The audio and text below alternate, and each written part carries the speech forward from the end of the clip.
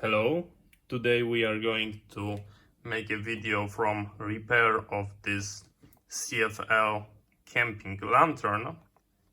I managed to get it on a flea market and I couldn't resist to get this unit just because it has this 90s vibe that couldn't resist, and that's why I've got it on my desk. And it have like a, of course, CFL nowadays when we've got LED lights is absolutely obsolete and it's terrible. But back then it was really cool device. It have a very nice feature. But yeah, let's start from beginning. So it have a shape of a lantern. Here you can hook it up or you can just hold by your hand. In general, this is a very nice lamp and I enjoyed the light from this type of things when you are just have it on your desk and you're writing something.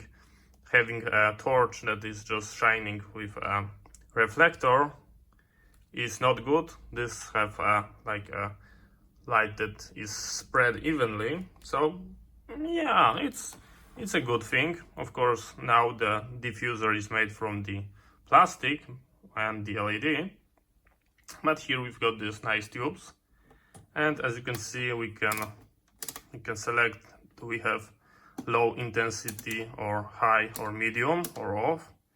I believe that is a charging socket, and as you can see from the video, the tubes are worn out.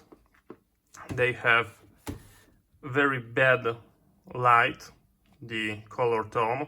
They are like very cold and very dim, so I expect they were worn out.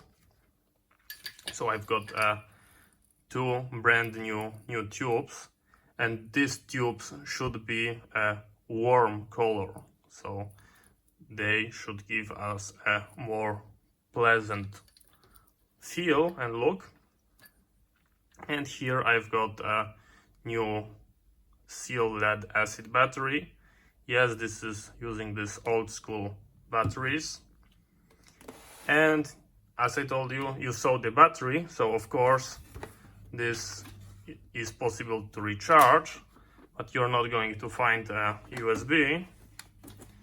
Instead, on the bottom you are going to find this information about recharging this. And of course, yes, this is very valid. If you discharge the lead acid, there are going sulfate and they are going to be thrown into waste bin. But here is a charger hidden, and under that compartment we've got a European plug.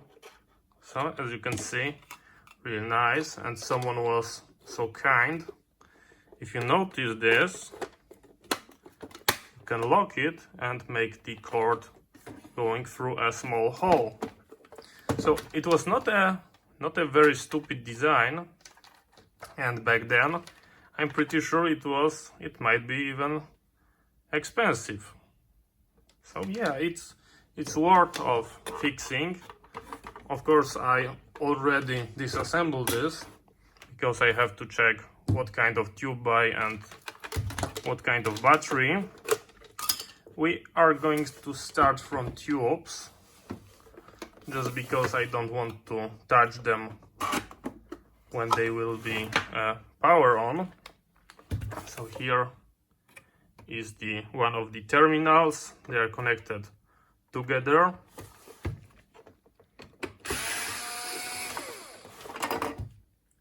And as you can see,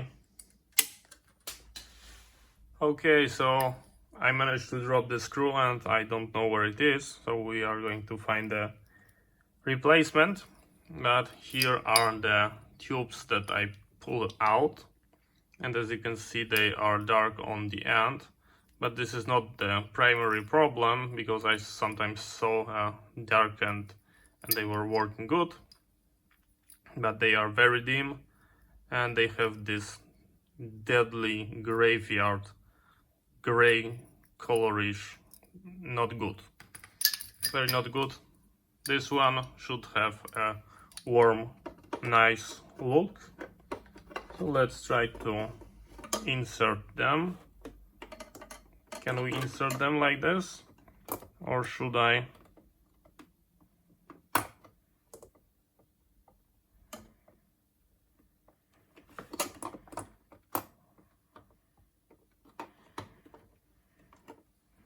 Okay, one got in.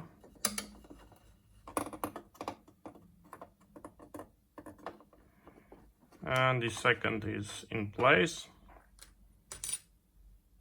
And I lost the original screw. Maybe that will be enough as a replacement. How I could lost a screw in my lab? This is so terrible. So many things are being dropped on the floor and I cannot find them.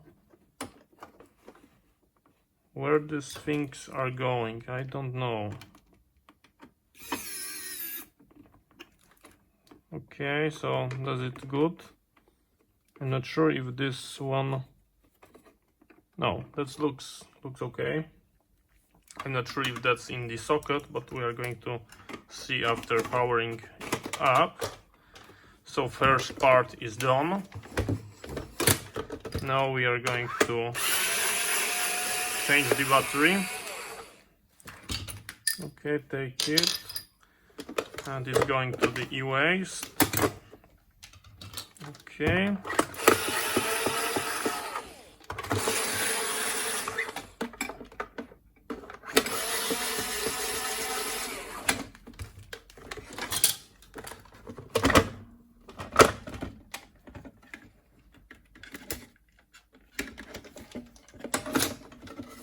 And that one is holding. Okay. And now you are going to see what's inside. And inside we've got the transformer, which is very good. This is not a voltage capacitor dropper. Transformer, very good. And we've got a battery, which is Panasonic. This is quite good brand. I would not expect it. And we need a. We do not have a. Let me show you meantime. And this is the inverter board. So looks like we've got a single transistor transformer. So yeah, this is how it looks like. Couple diodes. Very simple circuitry. Let's try connect our new battery. And I'm pretty sure that it's going to be working just fine.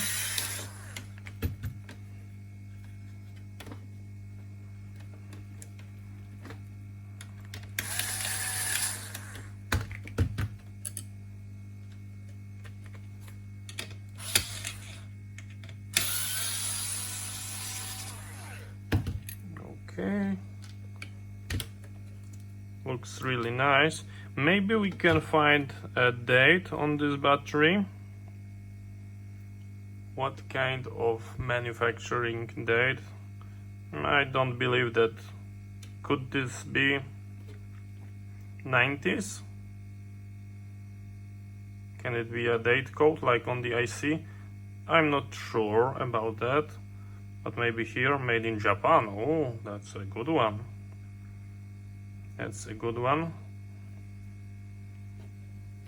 And yeah, we cannot see the date code on this. I could put a quick connector on that. Maybe we are going to put a quick connector. Why not? I managed to find crimping connectors, and I'm going to mount on the positive terminal also, just like that. and it's going inside. Can we see copper? Yes, we can clearly see.